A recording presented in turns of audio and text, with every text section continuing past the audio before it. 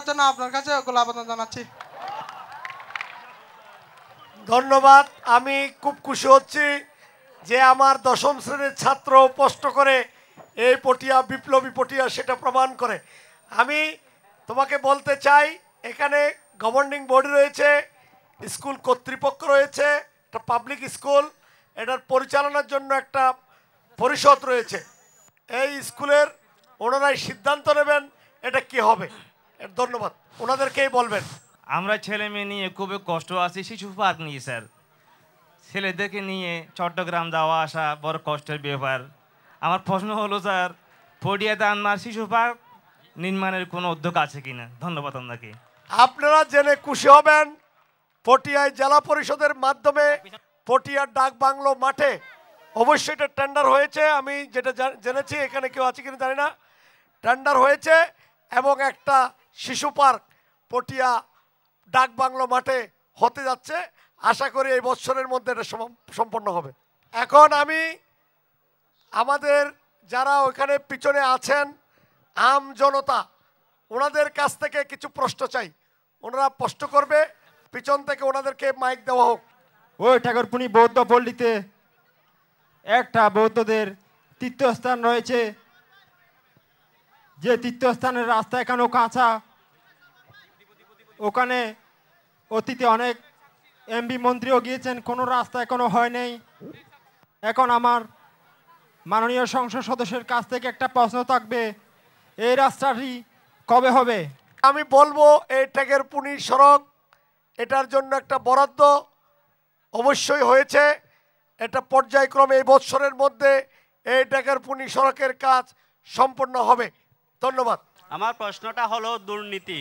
দুর্নীতি বলতে বর্তমান সরকার এনএটিপি প্রকল্পের মাধ্যমে ক্ষুদ্র ক্ষুদ্র অনেক উন্নয়নের কাজ হাতে নিয়েছে, কিন্তু এই কাজগুলো যাদের মাধ্যমে আসে তাদের দুর্নীতিটা থামবে কিনা আমি আপনার মাধ্যমে জানতে চাচ্ছি। এই এনএটিপি প্রোগ্রাম সরকারে যেভাবে হাতে নিয়েছে এবং তৃণমূল পর্যায়ে যে উন্নয়নের রাস্তাটা তা সরকারের হাতে নিয়েছে, এই ডাকাতদের কারণে ওই উন্নয়নটা হচ্ছে না। এই ডাকাতেরা কখনো ডাকাতি বন্ধ করবে কিনা এবং তৃণমূল পর্যায়ে ওই উন্নয়নটা হবে কিনা আমি প্রশ্নটাই আপনার কাছে রাখতে চাচ্ছি। আমি তোমার ক্ষোভের সাথে একমত। তুমি ক্ষোভের সাথে বলেছ, হয় মানুষ যখন কষ্ট পায় তখন বলে। আমি এখানে আমাদের অফিসার সাহেব আছেন, ওনাকে বলবো এটার একটা সুন্দর উত্তর দেওয়ার জন্য, এই দুর্নীতি বন্ধ হবে কিনা। আমাদের জাতীয় কৃষি প্রযুক্তি প্রকল্পের যে কাজগুলো আমরা করেছি, বিভিন্ন সময় আমরা প্রশিক্ষণ প্রদান করেছি।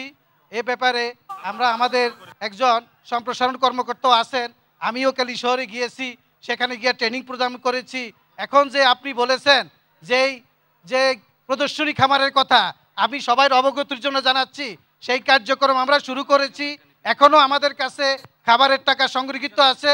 আমি আপনাদের কাছে একটাই প্রশ্ন, আমি পটিয়াতে অনেক দিন আছি, আজকে আপনি যেই কথা বলেছেন, আমি দাঁড়িয়ে আজকে 20 থেকে 25 বছর পটিয়াতে চাকরি করি, কেউ যদি বলতে পারেন যে আমি কোনোভাবে 1 টাকার কোনো কিছু দুর্নীতি করেছি, তা আমি এই মুহূর্তে চাকরি বরখাস্ত দিয়ে আমি চলে যাব। অডিয়েন্সের উদ্দেশ্যে বলবো, আমরা এখানে জবাবদিহি করছি, তোমরা প্রশ্ন করেছ। আমার বাম পাশে অফিসিয়াল কর্মকর্তা রয়েছে, ডান পাশে আমার সহযাত্রীরা রয়েছে যারা আমার সাথে ছিল 2 বছরে। আমি বলবো যে তোমরা শালীনতা বর্জিত প্রশ্ন করবে সুন্দরভাবে। ও ডাকাত চোর এগুলো বলার দরকার নেই, তোমরা তোমাদের প্রশ্নটা করবে এবং সুন্দর উত্তর পাবে। 1971 সালের মুক্তিযুদ্ধের পর বঙ্গবন্ধু শেখ মুজিবুর রহমান সমগ্র বাংলাদেশকে 65টি মহকুমাতে বিভক্ত করেছেন।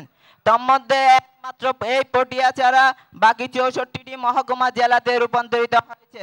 গত 2000 সালে নবম জাতীয় সংসদ নির্বাচনে যখন আপনি প্রার্থী ছিলেন, তখন আপনি আপনার নির্বাচনী ইশতেহারে পটিয়াকে জেলা ঘোষণা করার প্রতিশ্রুতি দিয়েছিলেন। মাননীয় সংসদের কাছে আমার প্রশ্ন হচ্ছে, পটিয়াকে কবে নাগাদ জেলা ঘোষণা করা হবে? যে আমি যখন আমার সংসদে প্রথম অধিবেশনে আমি এই পটিয়াকে, আমি জাতির জনকের কন্যাকে বলেছিলাম বঙ্গবন্ধু ঘোষিত জেলা আপনার মতো। আমি বলেছি 65টি মহকুমার মধ্যে 64টি জেলা হয়েছে। দুর্ভাগ্যবশত তৎকালীন জিয়াউর রহমান সরকারের সময় এটা মহকুমায় ফিরে গেল। তারপরে এটা এরশাদ সাহেবের সময় এটা উপজেলা হয়ে গেল। এই মহকুমা শহর যেটা সমস্ত কিছু অবকাঠামো রয়েছে এবং যেখানে একটা যুগ্ম জেলা যথাযথ রয়েছে, এটার আপনারা আমার এটা ভিডিও চিত্রে দেখাবে, সেখানেও শুনবেন। স্পিকারের মাধ্যমে আমি প্রধানমন্ত্রীকে বলেছি, প্রধানমন্ত্রী আমাকে উত্তর দিয়েছেন তোমার পটিয়ার কিছু লয়াররা এটা নিয়ে হাইকোর্টে মামলা করেছে, এই মামলা শুরা না পর্যন্ত আমরা তো কোনো ডিসিশন দিতে পারি না। তাই আমি ঢাকায় পটিয়া সমিতি রয়েছে, এদের সাথে একটা বৈঠকের ব্যবস্থা করেছি। আশা করি পটিয়াস্থ যারা ঢাকায় থাকেন এবং তাদেরকে নিয়ে এটার ব্যাপারে একটা সুরাহা আমরা করব। আমার আকুল আবেদন আপনার কাছে, গত 28শে নভেম্বর আমার মা মারা গিয়েছে। আমি আপনার কাছে একটা প্রশ্ন করতেছি, পটিয়া মেডিকেলে আমাদের চিটা মেডিকেল হচ্ছে 14 থেকে 15 কিলোমিটার। তখন যদি এখানে যদি চিকিৎসা না পায়, এখানে নিয়ে যাওয়ার জন্য এখানকে কি মানুষ কি এই চিকিৎসার অভাব কি মারা যাবে নাকি কিনা? সন্ধ্যা হলে এখানে জেনারেটরের কোনো ব্যবস্থা নাই, কোনো ডাক্তারদের সাথে আমরা সরাসরি কথা জেনারেটর আছে মেডিকেলে, কেন চলবে না? উনি উত্তর দিবেন, আপনি বসেন, আমি বুঝছি। প্রশ্নকারীকে আমি ধন্যবাদ জানাচ্ছি। আপনার কাছে আমি প্রশ্ন করতে চাই, আপনার আম্মা যে বিনা চিকিৎসায় মারা গেলেন, এই ব্যাপারে আমার কাছে আপনি কোনো আবেদন জানান নেই।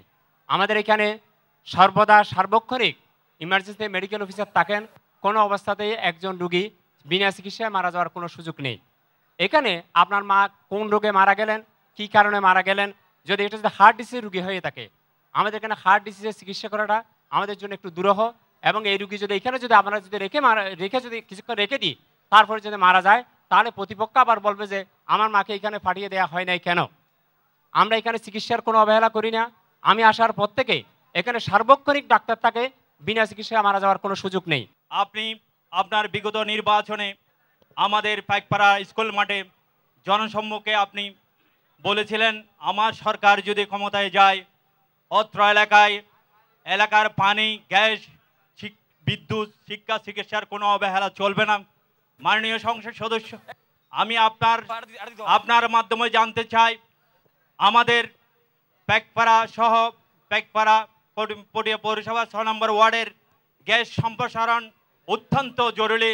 গ্যাস সম্প্রসারণ সংযোগটি আপনি যদি ব্যাপকভাবে, অর্থাৎ পটিয়া দক্ষিণ কাটা ও পটিয়া পাইকপাড়া গ্যাস সংযোগটি দিলে আমি বুঝতে পেরেছি আপনার প্রশ্ন। আমরা পটিয়াতে আমার পূর্বে যিনি সংসদ সদস্য ছিলেন, ওনার পূর্বে ছিলেন আমার বন্ধু মরহুম শাহনওয়াজ চৌধুরী মন্টু। উনি থাকা অবস্থায় পটিয়াতে 4 ইঞ্চি বেসের যে পাইপলাইন এনেছিল, এরপরে এটার আর পরিবর্তন হয়নি। আমি এবার ইনশাল্লাহ পটিয়ার সন্তানকে কর্ণফুলী গ্যাস ডিস্ট্রিবিউশন কোম্পানির ম্যানেজিং ডাইরেক্টর করা হয়েছে, ওনাকে দিয়ে আমি অনুমোদন করিয়েছি 6 ইঞ্চি বেসের পাইপলাইন এখানে সংযোগ হয়ে যাবে এই 2-3 মাসের মধ্যে।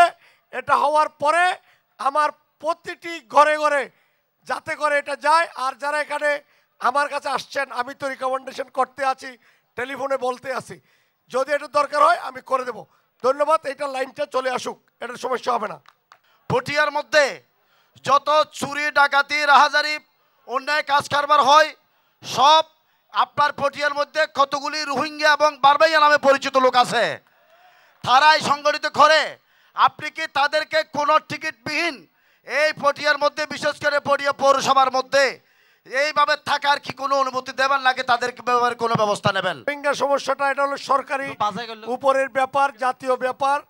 রোহিঙ্গাদের ব্যাপারটা নিয়ে আপনারা বলেছেন, আমি এটা পার্লামেন্টে জাতীয় সংসদে সরকারের কাছে তুলে ধরবো। রাজগড়া ব্রিজ সত্তর মার্কেটে আপনি ওয়াদা করেছেন, রাজগড়া ব্রিজ করবেন কিনা, আপনার ম্যানিফেস্টো আছে কিনা? আমরা পর্যায়ক্রমে যেসব ব্রিজগুলো করা হচ্ছে, এটা বুয়েড়ে আমাদের শ্রীমাই খালের রাবার ড্যাম করার জন্য আমরা পরিকল্পনা নিয়েছি।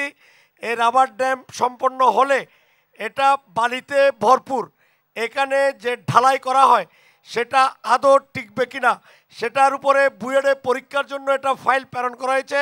আমাদের এখান থেকে আমরা শ্রীমাই হাইদগড় খরনা হাইদগড় যে ব্রিজটা, রাজঘাটা কিনা আমি জানি না, সেই ব্রিজটার জন্য আমরা একটা প্রকল্প পাঠিয়েছি। আশা করি সেটা বুয়েট থেকে যদি অনুমোদন হয় তাহলে এটা হবে। আমি কেশর ইউনিয়নের একটি মহিলা বিধবা, আমার নাম মিসেস মুকুল রানী ত্রিপাঠী। আমি জানতে চাই স্বামী মারা যাবার পর স্বামীর সম্পদ কেন তার স্ত্রী পাবে না? আমি আপনার কাছ থেকে এইটা জানতে চাই, বিশেষ কিছু কষ্ট দিচ্ছি না। মাননীয় প্রধানমন্ত্রী জাতির জনকের কন্যা বলেছিলেন কেন এরকম পাবে না, কিন্তু এটা দেশের আইন এমনভাবে তৈরি করা যে হিন্দুদের যে একটা সনাতনী আইন রয়েছে সরকারের, সেই আইনটাকে এটা যখন করতে গিয়েছিলেন এবং মহিলা এবং ছেলেদের মধ্যে আমাদের প্রধানমন্ত্রী আপনারা দেখেছেন, তার স্বরাষ্ট্রমন্ত্রী, পররাষ্ট্রমন্ত্রী, তার উপনেতা এবং শ্রমমন্ত্রী সব মহিলাদের জন্য ওনার অনেক দরদ। উনি চেয়েছিলেন সমান অধিকার করে তাদেরকে সম্পত্তির ভাগ ছেলেরা যা পাবে মেয়েরাও তা পাবে করার জন্য, কিন্তু ব্রিটিশ আইনের এমন মারপ্যাচ এটা বদলাতে গিয়ে অনেকের কাছে হিমশিম খেতে হয়, এটা পাশ করা বড় দূর। তারপরে আমি বলবো আপনার কথাটা আমি সংসদ উত্থাপন করব। ধন্যবাদ। অত্যন্ত পরিতাপের বিষয়, আমার এরিয়া মিলিটারি পোল থেকে ফাসুরিয়া দিঘির পার পর্যন্ত 5টা ভারী শিল্প কারখানা প্রতিষ্ঠিত হয়েছে। প্রথমে হচ্ছে Haqqani group of industries, second Ambia group of industries, third Haqqani group of industries, fourth হলো হাবিবে গ্রুপ ইন্ডাস্ট্রিজ এবং ফজল পেপার ইন্ডাস্ট্রিজ। তারা গভীর নলকূপ স্থাপন না করে আমার এলাকার সমস্ত পানি সরকানায় পাশুরিয়া হুলেন গ্রামের সমস্ত টিউবওয়েল পানি শূন্য হয়ে গেছে। আমরা বলতে চাই যে আমি আপনার ইউনিয়নে আমি টিয়ার প্রকল্প, মানুষ টিয়ার বিভিন্ন জায়গায় নষ্ট করে, আমি 143টি গভীর নলকূপ পটিয়ার বিভিন্ন অঞ্চলে স্থাপন করেছি, আপনার এলাকায় 17টি, এই হাবিলাসদ্বীপ ইউনিয়নে 17টি গভীর নলকূপ স্থাপন করেছি। কিন্তু আমি দেখেছি অন্যান্য জায়গায় 800-900 ফিট 600 ফিটে পানি পাওয়া গেল, এখানে 1000-এর কাছাকাছিতে পানি পাওয়া গিয়েছে, তাও থাকবে কিনা সন্দেহ। আমি ওই এলাকার চেয়ারম্যান এবং বিভিন্ন এলাকার আমাদের যারা রয়েছেন তাদেরকে অনুরোধ করেছি শিল্প কারখানার মালিকদের সাথে বসে যাতে করে ওই এলাকার সমস্যাটার সমাধান করা যায়, সেজন্য আমার সাথে একটা কোঅপারেশন মিটিং করার জন্য আমি চেষ্টা করব, এই যে আমার এই এলাকার মানুষের যাতে পানির কোনো কষ্ট না হয়। সবাইকে ধন্যবাদ। আমার প্রশ্ন হচ্ছে, ইউনিয়ন স্বাস্থ্য কমপ্লেক্সের যে ডাক্তার বর্তমান কর্মরত আছেন, উনি ওই কমপ্লেক্সেরই প্রধান, উনি যদি বাইরে নিয়ে টাকা বা বিনিময়ে কোনো রুগী দেখেন, তাহলে স্বাস্থ্য কমপ্লেক্সের আওতায় ডাক্তারের দ্বারা অর্থ ইউনিয়নের কোনো গরিব দুঃখী মানুষেরা স্বাস্থ্য সেবা পাচ্ছে কিনা? আমরা স্বাস্থ্য কমপ্লেক্সগুলো করেছি গরিব দুঃখী মেহনতি মানুষের চিকিৎসার জন্য। যদি এই ধরনের কোনো গাফিলতি পাওয়া যায় সাথে সাথে তাকে স্ট্যান্ড রিলিজ করা হবে, এটার ব্যাপারে ওই স্বাস্থ্য কর্মকর্তা বলবেন। ইউনিয়ন স্বাস্থ্য কেন্দ্রে ডাক্তারদের বিনা চিকিৎসায় সেবা দিতে হবে, ওইখানে অর্থের বিনিময়ে চিকিৎসা দেওয়ার কোনো সুযোগ নেই। সুতরাং যদি কেউ কোনো ডাক্তারের বিরুদ্ধে অর্থের বিনিময়ে চিকিৎসা সেবা দেওয়ার কোনো অভিযোগ যদি আমার কাছে করে থাকেন, তার বিরুদ্ধে বিভাগীয় ব্যবস্থা গ্রহণ করা হবে। চট্টগ্রাম বন্দরে আমাদের শ্রমিকের উপরে এত নির্যাতন কেন? আপনার কাছে আমার একটা অনুরোধ, আমি পটিয়ার যারা শ্রমিক আছে তাদের সাথে অনেক কথা বলেছি। চট্টগ্রাম বন্দর, দক্ষিণ চট্টগ্রামের মানুষের যে শ্রমিকেরা রয়েছে, আমি বলবো যারা শ্রমিক নয়, যারা, আমি একটা বক্তব্য দিয়েছিলাম কোট পিনে কোড়ে যায়, কোট খুলে ফোড়ে যায়, এরা শ্রমিক নয়, এরা শ্রমিক নেতা নামদারি। তাদের তত্ত্বাবধানে থেকে যারা শ্রমিক নয় তাদের কাছ থেকে টাকা নিয়ে চট্টগ্রাম বন্দরের কিছু ভুয়া কার্ড ইস্যু করে শ্রমিক সাজার চেষ্টা করেছিল, এবং সেটা এখন এটার কারণে কিছু শ্রমিকদেরও অসুবিধা হয়েছে। সমস্ত শ্রমিক পটিয়ার যারা সত্যিকারের শ্রমিক, আপনারা আমাকে একটা তালিকা দিবেন। এই চট্টগ্রাম বন্দরে আমি যতক্ষণ এই নৌ পরিবহন মন্ত্রণালয়ে থাকবো, আমার পটিয়ার একজন শ্রমিকও চাকরি ছাড়া থাকবে না। যে পাহাড়গুলো কাটা হচ্ছে এখন লেমে এই পাহাড়গুলো কাটাকে বন্ধ হবে, আপনি জানেন হয়তো। আমি পাহাড় কাটা বন্ধ, আপনারা পত্রিকায় দেখেছেন, পাহাড় কাটতে গিয়ে গাড়ি প্রশাসন নিয়ে এসেছে, তাদের বিরুদ্ধে পরিবেশে মামলা হয়েছে, সুতরাং পাহাড় কাটা যাবে না। আপনাদের অনেক প্রশ্ন আমি নিয়েছি, এগুলো এখানে রেকর্ড হয়েছে। এইসব প্রশ্নের যে অবতারণা হয়েছে এই 2 বছর পরে আবার আপনারা যদি আল্লাহ আমাকে বাঁচিয়ে রাখেন আপনাদের সম্মুখে দাঁড়াবো। এর মধ্যে প্রত্যেকটি এলাকায় এলাকায় আমরা যাতে আপনাদের কষ্ট করতে না হয়, প্রত্যেকটি এলাকায় 17টি ইউনিয়নে আমরা হিসাব করে প্রতি মাসে একবার করেই ইউনিয়ন কাউন্সিলে নতুন নির্বাচনের পরে চেয়ারম্যান মেম্বারদের সাথে আমি বসবো। ওখানে আমার প্রশাসনিক কর্মকর্তা এবং আমাদের নেতৃবৃন্দরাও যাবেন, সেখানেও প্রশ্ন উত্তর পর্ব হবে, সেখানে আপনারা আপনাদের প্রশ্ন তুলে ধরতে পারবেন। আর আজকে আমি আপনাদের এখান থেকে বিদায় নেব। দর্শক, এতক্ষণ আপনারা দেখলেন একজন জনপ্রতিনিধির সরাসরি জনগণের সামনে জবাবদিহিতার এই আয়োজন। আমরা আশা করব বাংলাদেশের অন্য সব জনপ্রতিনিধিরাও তাদের সফলতা ব্যর্থতা নিয়ে এভাবেই জনগণের মুখোমুখি হবেন। আজকের আয়োজন এতটুকুই। সবাইকে ধন্যবাদ।